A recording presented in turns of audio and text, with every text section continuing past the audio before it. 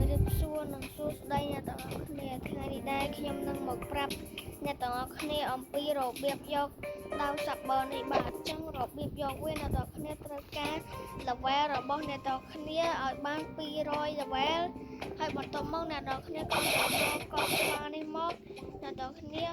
ត្រូវការរកប៊ូតុងដើម្បីដើរជាន់បានអាចបើកទ្វារកន្លែងសម្ងាត់នោះបានអញ្ចឹងប៊ូតុងទី1អ្នកទាំងអស់គ្នាអាចដើរតាមខ្ញុំបាននៅកន្លែងជួបអ្នកទាំងអស់គ្នានៅកន្លែងនេះអ្នកទាំងអស់គ្នា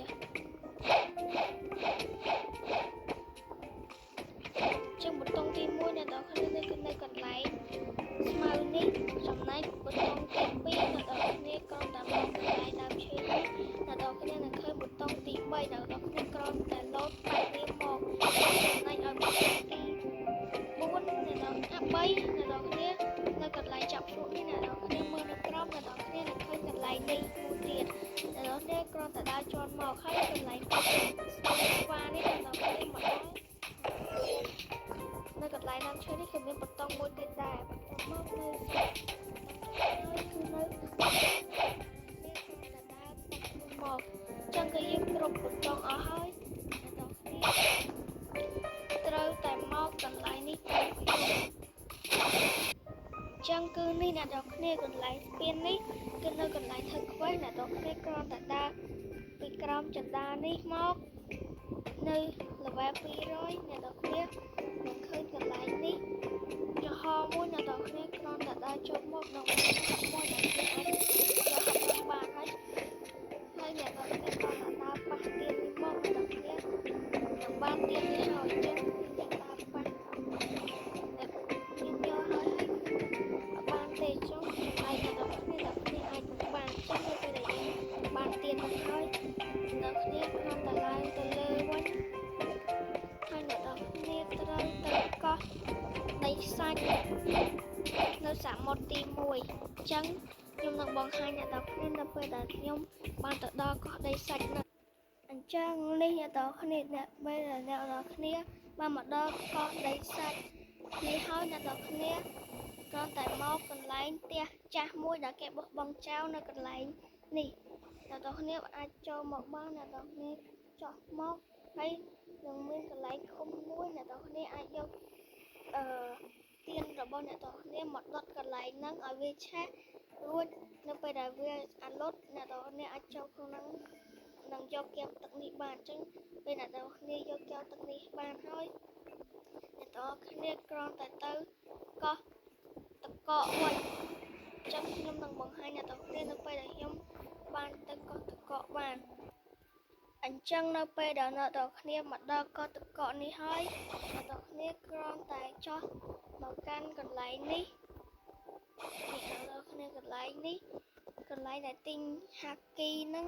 អ្នកទាំងគ្នាអាចយកកែវរបស់អ្នកទាំងគ្នាដួសទឹកកន្លែងនេះបានអ្នកកន្លែងដែលស្រក់នេះបន្ទាប់ពីអ្នកទាំងគ្នាដួសវាចេញទឹកចូលក្នុងកែវហើយអ្នកទាំងគ្នាមកជួបលោកតាម្នាក់ដែលគាត់នៅកន្លែងផ្ទះអ្នកដែលមានគេលក់ដាវពីរហ្នឹង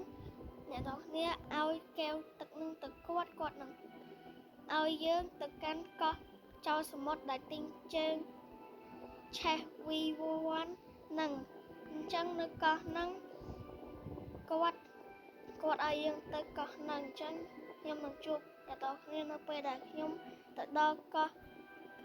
ចោលសមុទ្រហ្នឹងចឹងនៅពេលដែលអ្នកទាំងគ្នាមកដល់កោះនេះហើយសូមអ្នកទាំងគ្នាដើរតាមខ្ញុំមកពីកន្លែង farm level នេះហើយទៅកន្លែងក្រោយនេះអ្នកទាំងគ្នានឹងឃើញលោកតាម្នាក់ហើយពេលដែលយើងចិត្តទៅលើគាត់ទៅ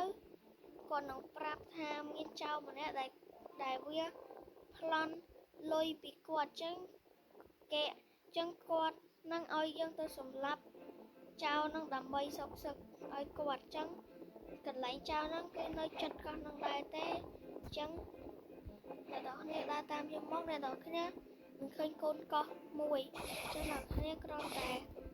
ដើរទៅកោះហ្នឹងឬក៏ជិះទូកឬក៏ហោះអ្នកទាំងគ្នានឹងដល់ហើយអញ្ចឹងខ្ញុំសូម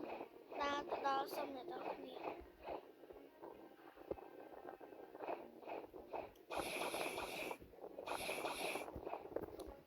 ចឹងអ្នកនរគ្នានៅពេលដែលអ្នកនរគ្នាមកដល់កោះនេះហើយ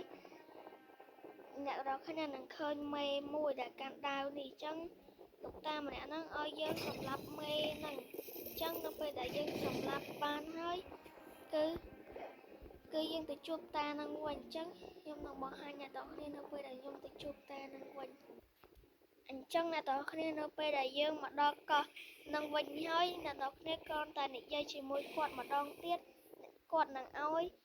កូនសោមួយមកកាន់យើង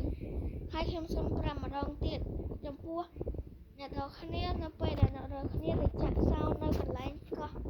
ចង្កនោះអ្នកនរគ្នាគេទៀមទាលេវែលអ្នកនរគ្នាឲ្យបានលេវែល200បានអ្នកនរគ្នា